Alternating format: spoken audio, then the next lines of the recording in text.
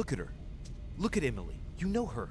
She knows you. But Go on. Look at her. It is her. She loves you. She's counting on you. Emma, help us. My sister.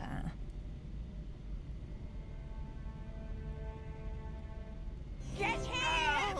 Louis! No! No, don't do it. It's over.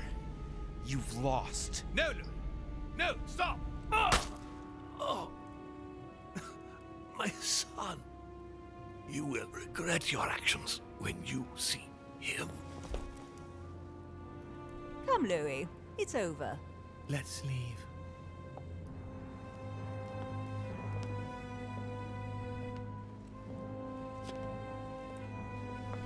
Гвоздем надо было найти гвоздь, потому что это херня-то наебка, мне кажется.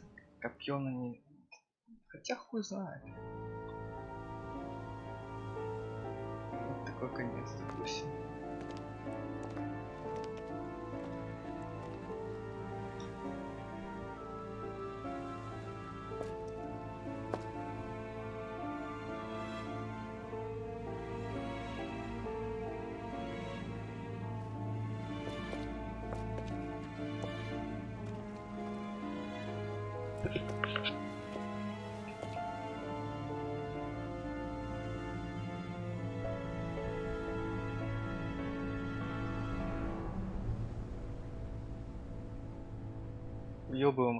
As Mortimer had planned, Napoleon Bonaparte sold Louisiana to the United States after purchasing it from Spain.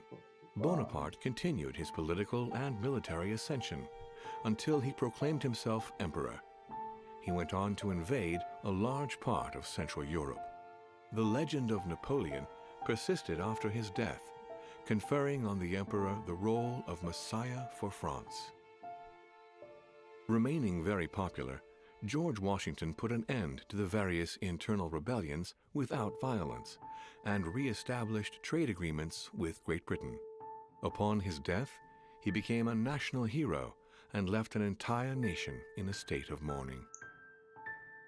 On his return to Spain, Manuel Godoy proceeded to give Louisiana up to France. Later on, he became the target of the Crown Prince of Spain, Ferdinand VII. The latter gave no respite to his mother's lover, going as far as condemning him to exile. He confiscated all of Manuel's titles and possessions, as well as those of his mistress, Pepita. Pursued, they ended up living out their last years in France in poverty and anonymity.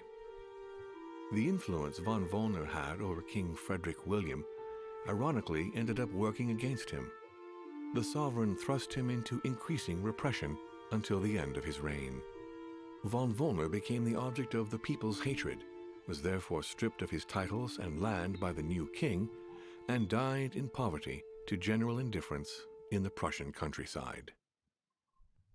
The Duchess, enabling Great Britain to build closer ties with the United States, on both political and commercial fronts, was her last diplomatic feat. She gradually withdrew from the English court and had to retire in the country, supported by her ever-present friend, the author Jane Austen. Some say that the Duchess inspired Austen's novel Emma, which became a bestseller in 1816.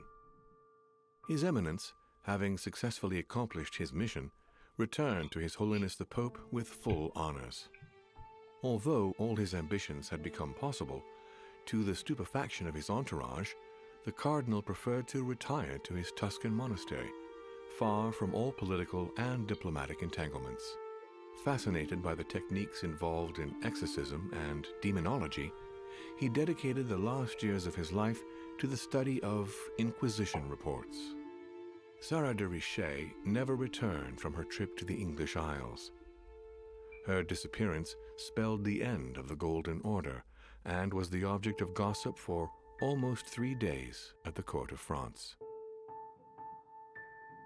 On his return from Paris, Peyroux resigned from his posting as judge at the revolutionary courts. He withdrew to the south of France with his daughter until his death. No more was ever heard of Lord William Mortimer. His sudden disappearance was the subject of conversations in the European courts, but only for a few months.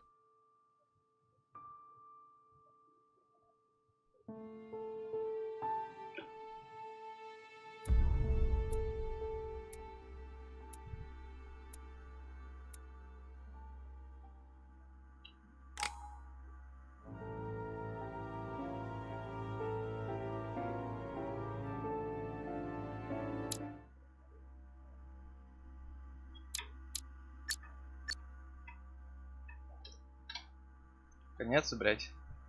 Пока нахуй.